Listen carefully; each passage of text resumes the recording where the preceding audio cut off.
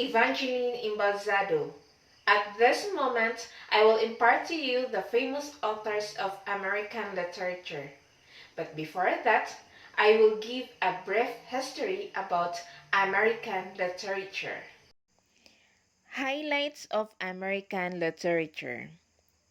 National beginnings. The first American literature was neither American nor really literature. It was not American because it was the work mainly of immigrants from England. It was not literature as we know it, in the form of poetry, essays, or fiction, but rather an interesting mixture of travel accounts and religions. There are 8 periods of American literature, namely Native American and Age of Exploration, the Puritan Age, Age of Enlightenment, the Romantic Age, the Age of Realism, the Age of Naturalism, the Age of Disillusionment, and lastly, the present age of anxiety. The famous authors of American literature. Benjamin Franklin. In this excerpt from his autobiography, he describes the way he went about improving Philadelphia's police and fire protection. He spread his ideas widely by pulling them into a popular almanac or calendar called Poor Richard's Almanac. Washington Irving. He was America's first man of letters, devoting much of his career to literature. He got the idea for his most famous story entitled Rip Van Winkle from a German legend about a sleeping emperor, which he pointed out in a mock scholarly note added at the end of the story. James Fenimore Cooper. He wrote both novels and social criticism. His interest in painting developed in him. His excellent pictorial imagination, which he applies effectively, counterpointing descriptions of conflicts and violence with scenes of forest beauty.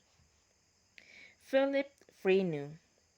He was an ardent patriot who is still remembered as the poet of American Revolution. After his experience as a sailor in the Revolutionary War, he turned to newspaper and pamphlet writing. William Cullen Bryant. He was the first American lyric poetry of distinction. He could make his poems sing melodies that might be stately, as they are in Thanatopsis, gentle as into a waterfall, are stirring as in Song of Marion's Men, but always graceful and never cloying. Edgar Allan Poe. He had little interest in the typical of everyday occurrences, seeking instead to avoid factuality or logical clarity that would make a poem understandable to the common intellect. Israfel is Poe's poetic apology for himself, while Annabel Lee mourns the death of a beautiful girl, a recurring subject in Poe's writing. Nathaniel Hawthorne. He was interested in what happened in the minds and hearts of men and women when they knew they had done wrong. He is best known for his novels The Scarlet Letter in 1850 and The House of the Seven Gables in 1851. His use of allegory and symbolism make Hawthorne one of the most studied writers. Romanticism and Reason. Ralph Waldo Emerson.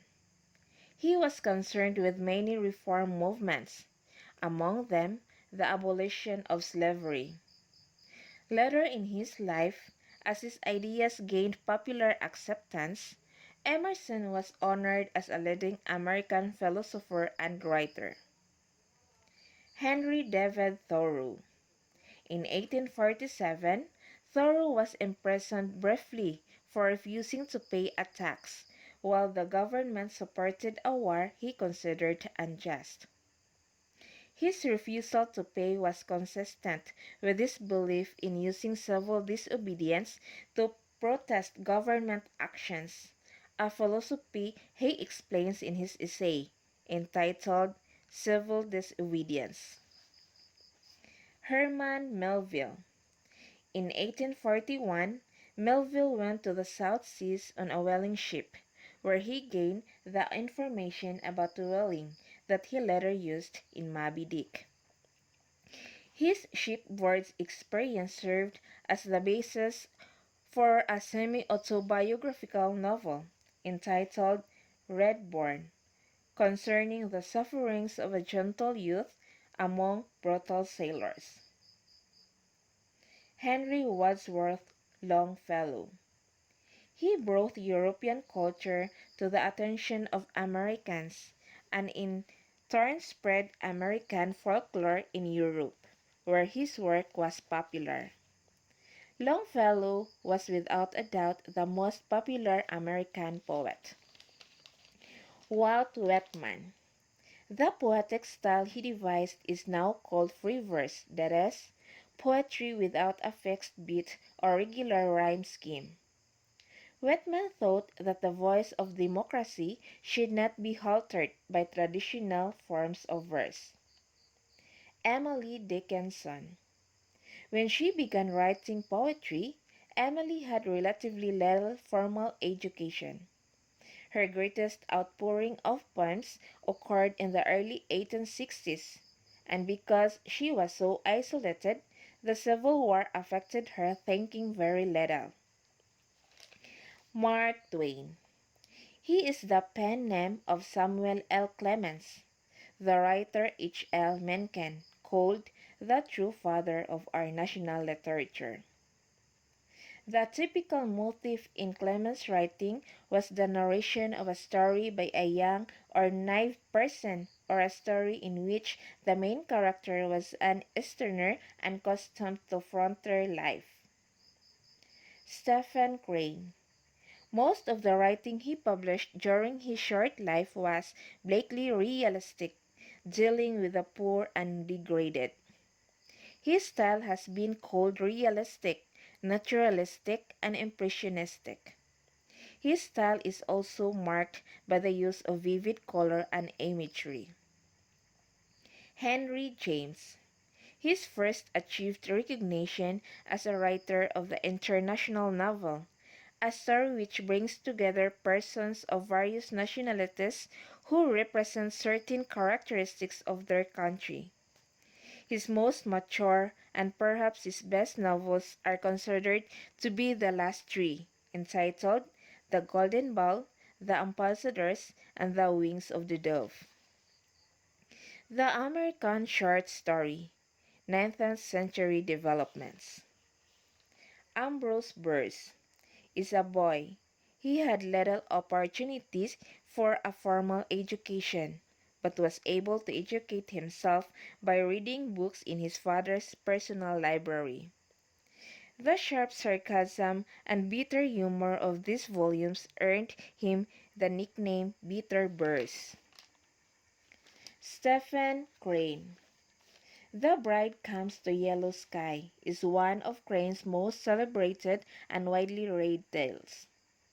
The story clearly demonstrates his power of imagination, his ability to make characters come alive, and his knack for creating the background details which are necessary to lend realism to the conditions under which his characters live. Edgar Allan Poe. He published over 70 short stories in his short life. The Cask of Amontillado, together with A Telltale Heart, best illustrates Poe's terror stories and the clarity with which he develops his own method. Frank R. Stacktone. Later in his career, he turned to the writing of humorous stories, often combining his stories with his engravings. Stockton first attained writing success in 1879 with the publication of his novel, Ruther Grange. Realism and Reaction. Theodore Dreiser. He is still considered one of the greatest American realists or naturalists. Chicago is the scene of Sister Carrie, in which Carrie is a pretty young girl whom Dreiser uses to express his own longings for wealth and affection, for the glitter and sexual excitement of the city. Edwin Arlington Robinson. Robinson's poetry was transitional, evaluating the present by using traditional forms and by including elements of transcendentalism and Puritanism. He was awarded the Pulitzer Prize for Poetry 3 times in the 1920s, a record exceeded only by Frost, who received the prize 4 times in all. Carl Sandburg. He was an artist with words. He worked on the biography for years and by 1939 had completed the 6-volume life of Lincoln, which he considered his masterwork. Sinclair Lewis. He was graduated for Yale after several unhappy years there, and then became an editor and writer. He established the methods and subject matter that would bring him world fame and eventually a Nobel Prize in Literature, the first American author to be honored. H. L. Mencken. He is the central figure in American intellectual life during the 1920s. He wanted to arouse his antagonist, and he usually succeeded. He was one of the most detested as well as one of the most respected men in America. F. Scott Fitzgerald. He became a writer in order to earn enough money to marry a girl named Zelda. Fitzgerald's best novel, entitled The Great Gatsby, was published in 1925. It reflects his deeper knowledge, his recognition that wanting to be happy does not ensure one's being so, and that pursuit of entertainment may only cover a lot of pain. John Steinbeck. When Lewis and Fitzgerald were past their writing prime, Steinbeck had authored some very popular novels like Endobian's Battle. He seemed to be from a different world, the world of the Great Depression, the world of mass poverty. Modern voices in prose and poetry. Ernest Hemingway. After high school, he worked as newspaper reporter and then went overseas to take part in World War I. His subjects were often war and its effects on people, or contests such as hunting or bullfighting, which demand stamina and courage. Robert Frost. He continued to publish fine poetry for 50 years. He reached the height of his popularity after World War II. He was chosen to read one of his poems at the inauguration of the late President John F. Kennedy, the first poet ever so honored. Archibald MacLeish. In 1923, MacLeish left for Paris with his wife and children in order to submerge himself in the literary atmosphere of that city and to write his own poetry in his own way. MacLeish produced 3 volumes of poetry: Streets in the Moon, The Hamlet of MacLeish, and Newfoundland. William Carlos Williams.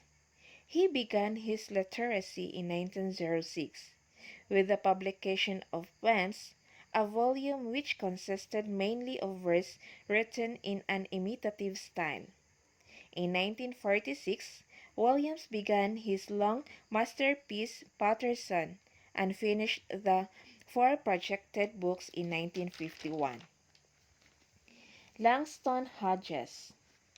He travels and the character of his adventurous, wandering life as reflected in such works as his novel entitled Not Without Laughter in 1930, his short stories, and his autobiography. As spokesman for the group of Negro writers, Hodges published an article entitled The Negro Artist and the Racial Mountain. Catherine Ann Porter. She was educated in convent schools of the South and after graduation worked as a newspaper reporter in Dallas and Denver. In 1931 and again in 1938, she was awarded a Guggenheim Fellowship for Creative Writing. Saul Bellow. He is a professor at the University of Chicago, but his post allows him, out of respect for his reputation as an author, to do whatever teaching he likes. His popular writings are Her Jug and The Adventures of Augie March. Ralph Ellison. He has seen many sides of Negro life and has put the essence of them into his outstanding novel entitled Invisible Man. Ellison tells his story with an intensity that hits the reader hard. Robert Lowell. He was related to such earlier American poets as Emil Lowell and James Russell Lowell. Robert Lowell came by his interest in poetry naturally. From his volume he selected the best poems, which he reworked and published as Lord Weary's Castle. This collection won the Pulitzer Prize in 1946. Theodore Rothke.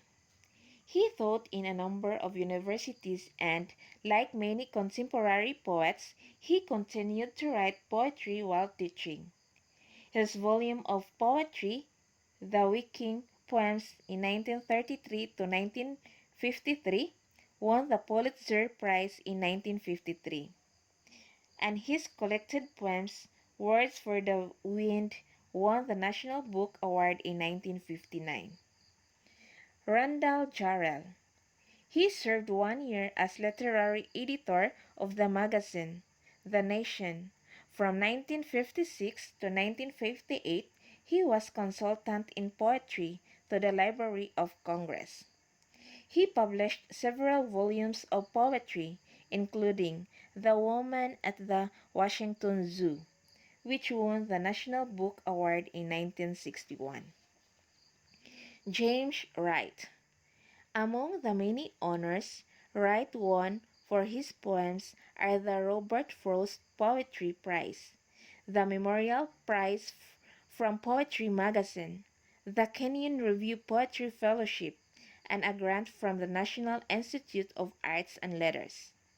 He views humanity with compassion and understanding. Those are the famous authors of American literature. Thank you.